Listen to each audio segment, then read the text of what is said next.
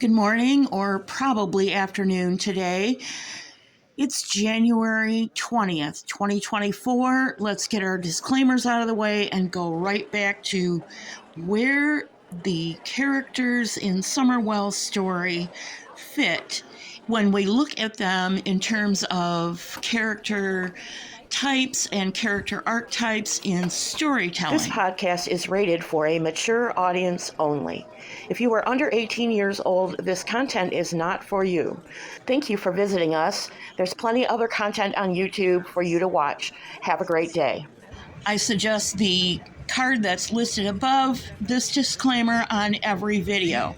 7 years of fabulous content by Brian Barczyk. All content not created by the blue-haired bingo babe, that's me, is presented under Title 17, Section 107, the Fair Use Doctrine for news, education, and critique.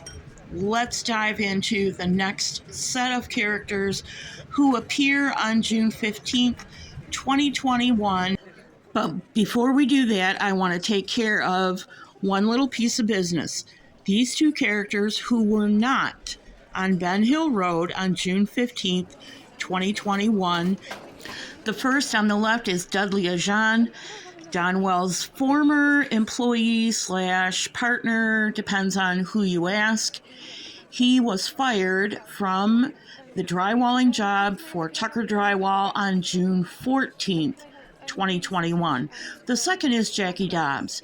He bought property adjacent to 125 Ben Hill Road, the Bernard property, and was run off his own property on June 14th, was in a motel on June 15th, and has already been interviewed by TBI and the FBI, so they are not factors in the June 15th events, despite what some people may think.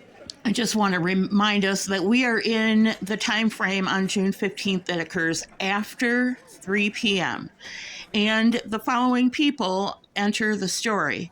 Fred Hill, who lives down much farther northwest on Ben Hill Road than the Wells and the Bernards. Laura White, his girlfriend, and Andy Bernard. Andy Bernard denies being on Ben Hill Road on June 15th before he left work at 5:45 p.m., but Fred puts him there, so we have to deal with it. Fred and Laura both say they were loading up a transit trailer with auto parts and so forth to take to the junkyard between 3 and 3:30 p.m. And Fred tells us that he had to pull over around 3:30 p.m. as he was leaving the hollow to let Andy Bernard by. Again, Andy denies this. Fred and Laura leave the hollow and go to the junkyard. They have to be there before 4 o'clock or the junkyard won't unload them. They then go to the grocery store and a friend's house and do not return to the hollow until after 7 p.m. when the police had cordoned off the hollow and were checking everybody at Beach Creek and Ben Hill Road Junction to see if they were residents, if they belonged there, if they didn't belong there, and so on and so forth.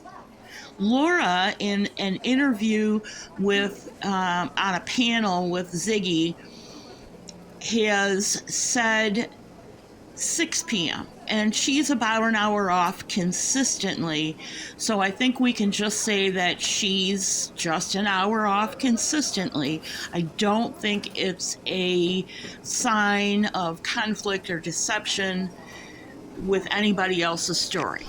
Andy Bernard comes in later on in the end of this time frame, right around the time law enforcement gets there, so we will talk about him again. I'd really like to know from the audience whether you think Fred belongs in the secondary characters or the tertiary or third level of characters. Fred really has not played any part in this other than Don going over to his house at about 10 p.m. that night. But for almost a year, Fred wasn't in the picture at all in terms of talking to the public. And Laura even less so, as she declined to be on camera. She was heard talking in the background. In early 2022, when Ziggy went to visit Fred, we can't really talk about these two without talking about their shadowy friend, Chad Arnold, all puns intended. We don't know about Chad Arnold other than he is the brother of Fred's best friend and was there apparently with loading and unloading. But he is, according to Fred, the person who supplied us with the detail that Candace Bly Wells was seen down around Fred's driveway about 4:30 p.m., allegedly looking for Summer. So we have to keep him in as well. But in my mind, he is definitely a third level character. One more thing about Fred Hill. By everyone's description, no matter who you ask around there who knows Fred Hill, he is the first appearance of the trickster. He is known for playing practical jokes and poking fun at people by being a jokester. So, good for you, Fred. You're the first and probably only until we deal with Don Wells. Let's recap. Between 8 a.m. and just before 3 p.m. on June 15th, 2021, our protagonist, Summer, her mother, Candace Bly, her grandmother, Candy Harrer, and H, the minor son of a former family friend. At the tail end of that time frame, between 2 p.m. and 2:30, 2:40-ish, we have Allison Harris, otherwise known as Allison Mullaney, True Mullaney, and possibly True's grandmother, Cassandra Mullaney. Up to 6 people who knew Summer and saw her alive during the early part of the day. During the second half of the day, we have up to 9 people who potentially saw at least the family come home and or Candace Bly searching for Summer. During the hours of 8 a.m.